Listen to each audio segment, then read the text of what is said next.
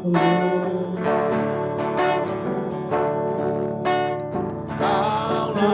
segalanya dalam hidupku, mengenali isi hatimu.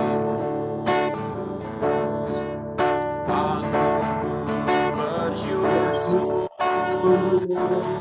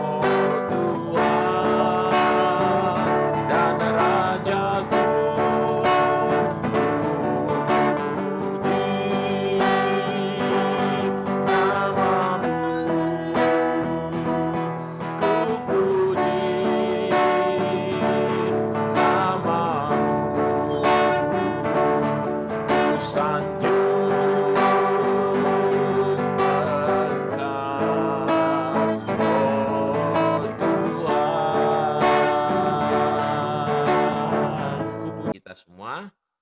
Firman Tuhan yang ingin saya bacakan, saya ambil dari 1 Petrus 4 ayat 7 sampai 11. 1 Petrus 4 ayat 7 sampai 11. Hidup orang Kristen. Kesudahan segala sesuatu sudah dekat.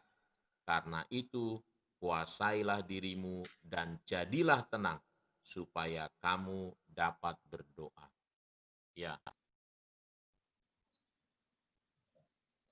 Judul bacaan kita dari Lai pagi hari ini adalah hidup orang Kristen.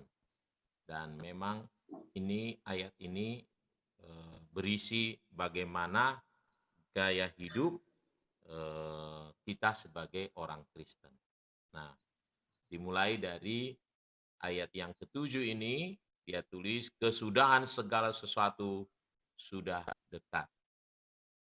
Nah, dulu saja 2000 tahun yang lalu, ayat ini ditulis, kesudahan segala sesuatu sudah dekat. Apalagi sekarang, sudah sangat dekat. Nah, itu artinya ya. 2000 tahun yang lalu aja sudah dekat, apalagi sekarang sudah sangat dekat. Nah, jadi gaya hidup kita bagaimana? Katanya yang pertama adalah karena itu kuasailah dirimu dan jadilah tenang. Jadi yang pertama adalah menguasai diri dan menjadi tenang. Bukan maksudnya tentu tidak berbuat apa-apa, tetapi yang Tuhan mau kita tidak ada di dalam ketakutan, kekhawatiran. Kita tidak perlu dipusingkan dengan banyak hal yang nggak perlu dipusingkan. Tetapi mari kita menguasai diri dan menjadi tenang. Atau biarkan damai sejahtera Allah melimpah atas hidup kita. Ya. Di poin pertama, gaya hidup kita apalagi di situasi yang sangat sukar ini, sangat sulit ini adalah mari kita bisa tenang. Saya tahu bahwa segala sesuatu mungkin membuat kita, memaksa kita bahkan untuk tidak tenang. Ya.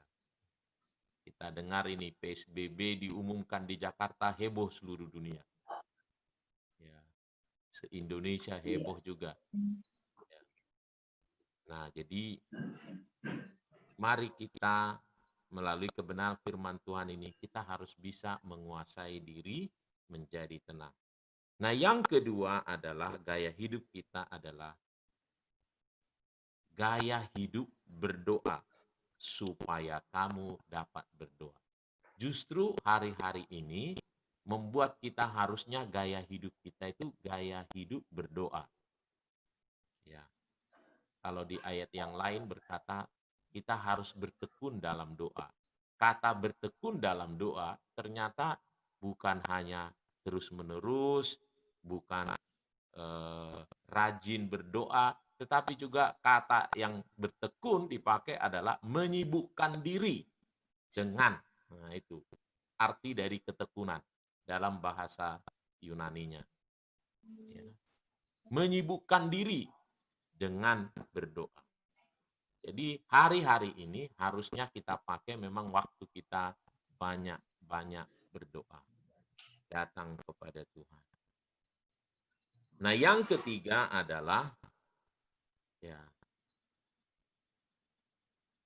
ayat yang 8, kasihlah sungguh-sungguh seorang akan yang lain. Jadi gaya hidup yang ketiga adalah hidup dalam kasih. Ya. Kasih itu, nah di sini nih dijelaskan sebenarnya ya, dengan tindakan, berilah tumpangan, melayani, gitu ya. Nah, jadi mari kita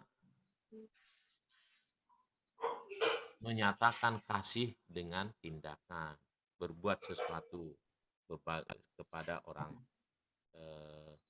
saudara-saudara kita ya. Yang selanjutnya, gaya hidup berikutnya adalah tidak bersungut-sungut. Layanilah seorang akan yang lain sesuai dengan karunia Allah ya. Berilah tumpangan seorang akan yang lain dengan tidak bersungut-sungut. Jadi jangan sungut-sungut. Jangan sering ngomel gitu ya. Jangan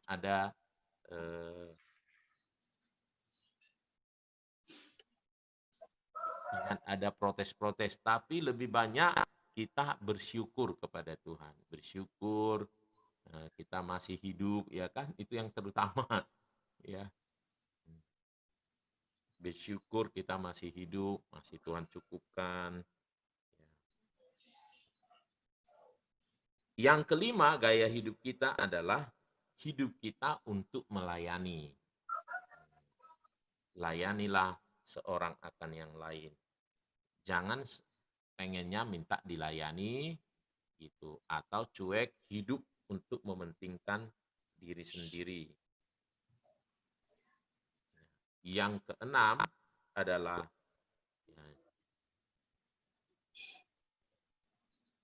jika ada orang berbicara, nah baiklah ia berbicara. Jadi ini berarti menguasai apa yang kita katakan, menguasai lidah kita.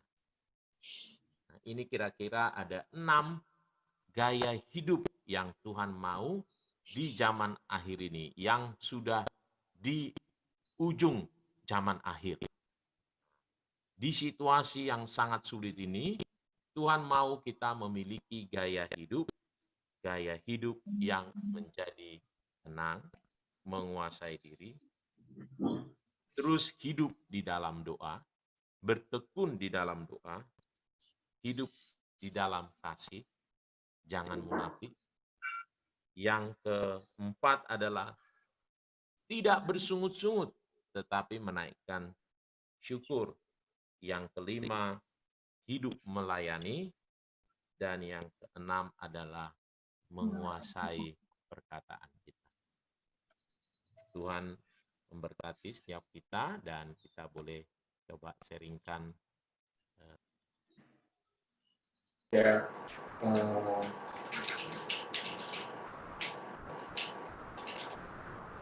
kalau aku dapatnya ada beberapa hal ya. Yang pertama adalah kita harus tenang, tidak boleh khawatir dalam segala sesuatu. Dan yang menarik adalah tadi kita harus menyibukkan diri dengan berdoa supaya kita memfokuskan energi kekhawatiran kita untuk menjadi doa-doa lah, bisa dibilang seperti itu. Terus yang menarik tadi, ternyata komponen yang penting juga adalah kita nggak boleh bersungut-sungut dan juga kita harus menjaga lidah kita supaya tidak sia-sia. Jadi perlu pengendalian diri yang tinggi dalam hari-hari ini karena daging dan logika membolehkan untuk kita melakukan tindakan-tindakan yang di luar kenormalan kan karena segala sesuatunya tidak normal. Tapi Tuhan mau kita jadi orang-orang yang lebih di atas dari rata-rata ya. Jadi kita tetap menguasai diri kita, walaupun memang kalaupun kita keluar dari itu yang normalnya. Normalnya adalah menjadi tindakan yang tidak rasional, marah-marah, stres. Itu normalnya, tapi kita nggak boleh seperti itu. Kita harus di atas. Itu ya. Silakan ya. Diberkati banget untuk saat teduh kita hari ini. Ya. Dari 6-6-nya ini, setelah yang Michael tadi udah boleh sampaikan, kayak jadinya harusnya judulnya nih normal kali ya. Jadi ini harusnya jadi kayak sikapnya menghadapi masalah ini tuh kayak gini. Normalnya memang bersungut-sungut, kayak kebalikannya semua. Normalnya memang kita bersungut-sungut, kita marah-marah. Harusnya kita ngabisin waktu yang kosong ini dengan ya nonton kayak ngapain kayak hal-hal yang kita nggak sempat lakukan waktu kita misalkan beneran kerja di kantor. Terus mau bilang kasih dengan tindakan karena terbatas, harusnya kita fokus ke diri sendiri dulu. Habis itu pokoknya semuanya tuh seharusnya normalnya adalah kebalikannya dari 6 hal yang boleh dibagikan tadi. Tapi ya Tuhan boleh ingatkan harus beda. Kalau misalnya anak Tuhan tuh emang kita beda dari rata-rata, ya memang kita nggak boleh jadi rata-rata. Dan yang paling ngena di aku sih yang poin pertama itu yang menguasai diri dan jadi tenang. Jadi selama masa pandemi ini, terutama untuk 2 minggu terakhir ini lah, itu tuh kayak kesannya hampir kena panic attack gitu. Dari kita akan berdoa, tapi kali ini kita